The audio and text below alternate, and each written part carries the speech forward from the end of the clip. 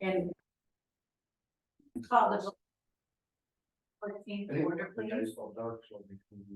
Roll call, please. Trustee Brett, Here. trustee Brunner, Here. trustee Bjorklund, Here. trustee Paul Mikowski, Here. and trustee Kilbater. Here. Like to do the pledge of allegiance, please. To the flag of the United States of America and to the republic which stands one nation under God, indivisible, with liberty and justice for all. This is the opportunity for anyone that wants to address the village board on any issue. Please observe the time limit of 3 minutes. While the village board encourages input from residents, it may not discuss or act on any issue that is not duly noticed on the agenda. Those wishing to speak during the meeting are encouraged to register before or prior to the start of the meeting. You may also register your comments by sending an email to Bobby@CrossPlains.with ahead of the meeting. Any public comment? None received. Consent agenda. Nothing. Yep. Okay, general business, discussion and possible action, village garage offset ordinance. Just so you know that the planning has already looked at this and has unanimously unanimously approved it. Do I have a motion? I'll make a motion to approve as presented. Second. Thank you. Any discussion? I was gonna say that I'm gonna be in opposition to this. I think that the 10-foot offset is fine. If the village provides garages, they push to the houses rather than having these massive houses project very far in front of houses when they're built. I think it causes an unaesthetically appealing look to neighborhoods. I was just gonna ask for what, I guess I wasn't at the planning commission meeting or whatever, so if there was like a quick TLDR. I mean, I've reviewed the changes, right, but just kind of like what is going on here with the garage and proposal, all that stuff. So the ordinance as it was currently written only allowed for a 10-foot garage offset. It didn't distinguish between a front facing garage or a side loading garage. So the plans for this proposal were involving a side loading garage, which was offset roughly, I think, 42 feet from the facade of the home. So when that was brought to the attention of the owner as part of the design, that it wasn't able to be approved as designed, we went through a bunch of different options and they settled on proposing to make an amendment to the ordinances. And there are 2 houses in this particular development that already have what we are approving tonight. Right, there's I think for sure I heard 2 houses already over there. That's correct. Mhm. I want to make a mixing. Yep, You said 42 feet, I think it's 24. 24. Oh, I'm sorry, I think that, I know what you're thinking of, because there's another deal in there where if they have a 3-car garage, it can't be over 42 feet, okay, and then that's where they're. okay.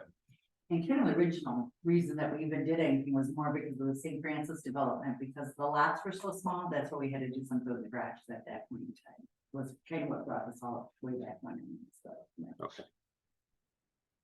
John, So one of the reasons I'll be voting in favor of number 1 is there are a couple houses already like that. Number 2 is we had our discussion at the planning commission versus giving variances to all of these different things that have already happened, etc. I think it's smarter to have the codes reflect what's really being built and what people are desiring. When people move in our community, they're going to spend a lot of money on property taxes. So I would like to grant this as presented. I'm just looking at the picture now. The primary reason for this is, well, the lot with the setback and stuff is different shape. Because That's a corner it lot. comes in, okay, and then and to account for that, then the garage is kind of like you're entering on the side there, right? You got the front of the house And that's the problem. you're entering the garage there. Right. Okay. So you come in and. Yeah. So that's side loading. Yeah. That's the problem. Right. I've been doing this for 35 years and I've never run into it before, but if there was anything, usually it's front loading versus side loading. But it was written Just, well, you can be, just, you might get no more than 10 feet projection. And I don't know, if it had something to do with people not storing things on their driveway or something, I'm not sure. Well, they I don't think- look like a But the- slab in front of your house. Yeah, that was a We're not separate allowing, issue. like, the slabs in front of the houses, so that if people had a camper in front or whatever else, they Yeah. weren't, we change that, yeah. So getting back to Michael, you were talking about the aesthetic look, and as a side loading garage and you're facing the house, you're looking at the house, not the garage doors. Right. To me, that's more aesthetically appealing, and if you were to turn the house, which we can't, because of the size of the lot, you're allowing 42 feet for a 3-car garage on the side of the home. I mean, it has to be set back from the front, but to me, that's not more aesthetically appealing than looking at a house. You don't have to look at the garage doors, you're looking at a home. So to me, it's more appealing that way. And we're given the lot size, we're kind of limited on what we can put in there. It's a very nice looking home. We didn't really know that much of the developer. Well, then Brian and I talked, and he said, I think there's a problem here. And I went to the developer and he said, well, no. He said, you got a side loading garage. He said, well, he wasn't aware, nobody was aware of the ordinance that it blanketed both types of garages, maybe without that thought in mind. Right, we I'm didn't, not sure, I think it was kind of an oversight, but I can't speak for. Cody, I'll say I'm for it just because I think a little bit of changing variation with homes, make them look less cookie cutter. And with today, you have a riding lawnmower, you know, a fishing boat or camper, it's more likely that that is sort of inside your dwelling or garage versus asking for a shed or an outbuilding. So planning commission voted for it. I'm gonna go with their vote. Essentially, what this does tonight is it opens the village to the possibilities of approving new design plans with side facing garages, not just this plan. And there are homes like this, that we're speaking of, and the side loading garages there, but I think my God, I won't look at the time. I don't think it was what we, honestly, what I thought we were intending to do. What I voted for personally, I was thinking more of a different development with a lot smaller lots too.